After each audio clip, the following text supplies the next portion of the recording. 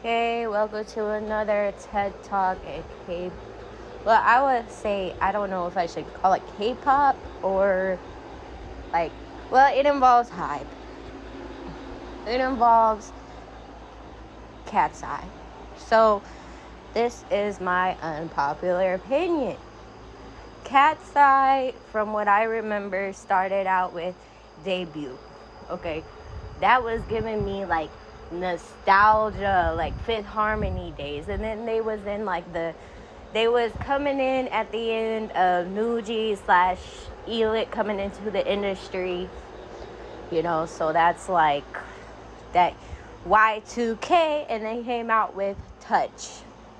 Okay, that was good. So maybe 1 year after that, they came out with Gnarly. It was something new and experimental. Well, here's the thing. People are stating their opinion. You have every right to do that. If you don't like the music, fine. That's your opinion. Me personally, some of it's good. It's good to play in the background. That's my opinion. I don't mind it. I'm not like a die-hard KATSEYE fan or anything. I mean, do I know who they are? Yes. Do I know who the members are? Yes. They're fairly popular. Now, like I said, people were saying their opinion that they're making ass music. So, but the real thing is behind this is, you talk about it, and then you have a platform, and you using your platform to hate on them. But people in the comments, they're like, oh, I've never heard of this. So they're going to go on their phone, type in KATSEYE, let's say Pinky Up. That's not my favorite either. And then they're going to look that up. And that's just 2 streams off that you've multiplied. So companies, it don't matter if it's bad publicity or good publicity. Any publicity is good publicity. I'm sure we've heard this all over years and time. I'm sure everybody has heard that at some point. So if we go back to Gnarly generated a lot of attention, okay? So from a business standpoint, they're like, okay, let's make 10 copies of this same song. This generated attention. This generated streams, searches, shares, repeat plays, conversation, audience retention. And what does all this equate to from a business standpoint? Money. This is how these companies profit. Hype especially needs it because, their CEO, that pig, went to jail. I'm pretty sure he's in jail. At least from last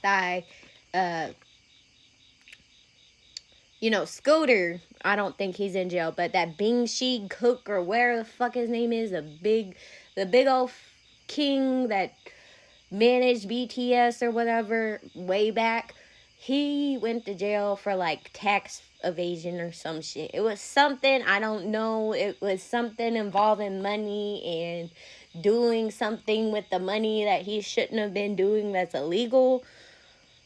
But, if something gains traction for a company that is literally sinking, they're going to do anything it takes to keep the spotlight on them so that people tuning in, keep seeing it. So, if you don't like it, stop streaming. Stop looking at it. Stop talking about it. Because if you do that, you're going to keep generating attention towards the thing you don't like. I mean, unpopular opinion. I mean,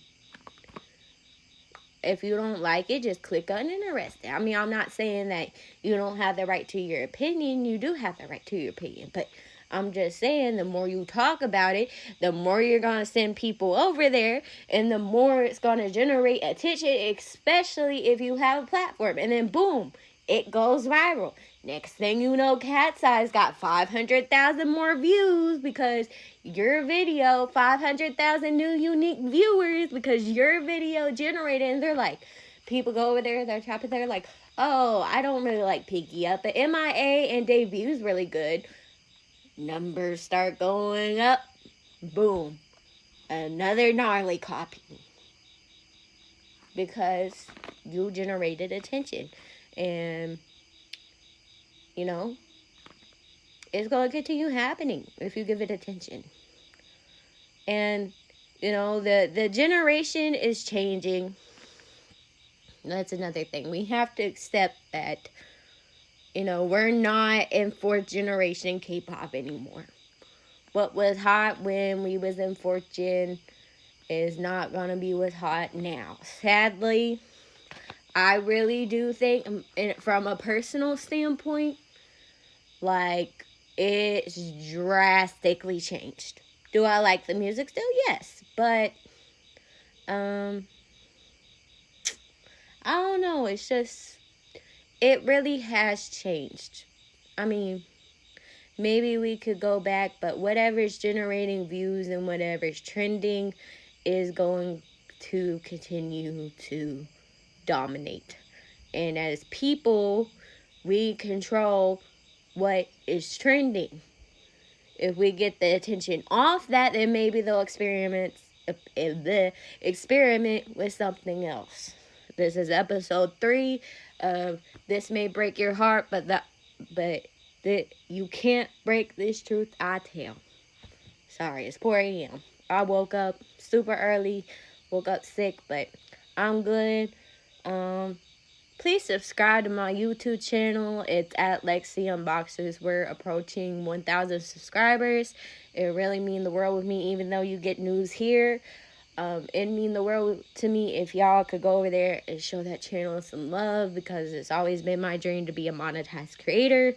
That's the place where I'm closest to being monetized. There is content from hell. 2021 up to now, you can see how I've changed, how my voice has changed. You can pretty much see my ass grow up. So if you're interested in that, it's there. I unbox albums. I do makeup looks. If you're interested in that kind of stuff, you know, it's there.